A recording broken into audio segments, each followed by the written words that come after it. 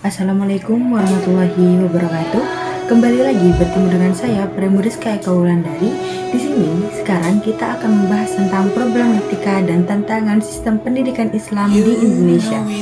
Yang akan dibahas dalam video ini yakni definisi sistem pendidikan Islam, problematika dan tantangan sistem, dan solusi alternatifnya. Yang pertama, definisi sistem pendidikan Islam menurut KBBI yakni sistem berarti perangkat unsur yang secara teratur saling berkaitan sehingga membentuk suatu totalitas, susunan yang teratur dari pandangan, teori, asas, dan sebagainya. Sistem pendidikan Islam berarti cara dan langkah yang tersusun berdasarkan sumber ajaran Islam dalam melaksanakan usaha pendidikan secara baik dan teratur dalam mencapai tujuan. Pendidikan nasional Islam adalah pendidikan yang berdasarkan Pancasila dan Undang-Undang Dasar tahun 1945 yang berakar pada nilai-nilai agama, kebudayaan nasional Indonesia, dan tanggap terhadap tuntutan perubahan zaman. Sistem pendidikan nasional adalah keseluruhan komponen pendidikan yang saling terkait secara terpadu untuk mencapai tujuan pendidikan nasional. Yang kedua, problematika dan tantangan sistem pendidikan Islam. Yang pertama, problematika ontologi pendidikan Islam. Yang kedua, problematika epistemologi pendidikan Islam. Dan yang ketiga yakni problematika aksiologi pendidikan Islam. Selanjutnya, solusi alternatif. Yang pertama, pendekatan filosofis.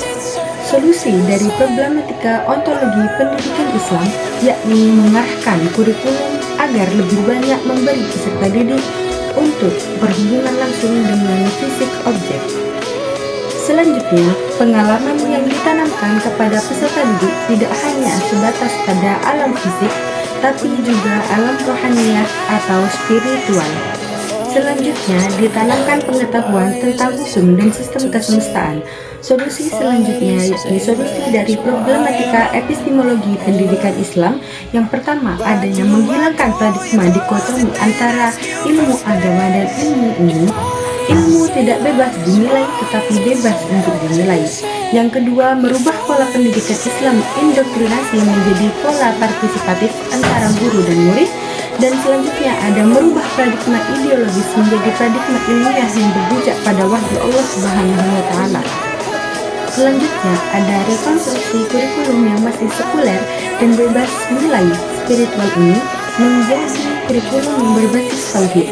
Selanjutnya, epistemologi pendidikan Islam diorientasikan pada hubungan yang harmonis antara akal dan wahyu dan merubah pendekatan dari pendekatan teoritis atau konseptual pada pendekatan kontekstual atau aplikatif, dan yang terakhir peningkatan profesionalisme tenaga pendidik.